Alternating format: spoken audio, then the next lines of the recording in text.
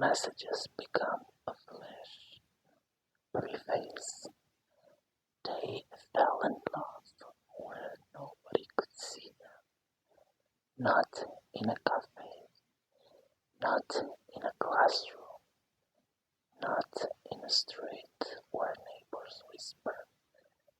They fell in love inside glowing screens, behind locked doors, under blankets at night, in stolen minutes, between work and family and fear.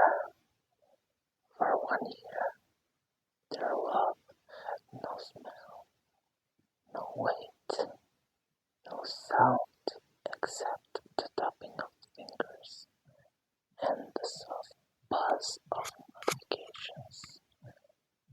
For 1 year, their love was safe. Then he bought a ticket, and love became dangerous.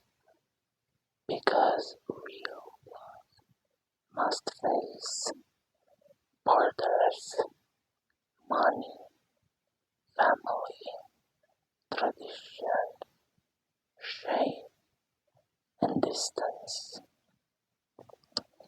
And the cruel difference between dream and reality. This is not a story about easy love.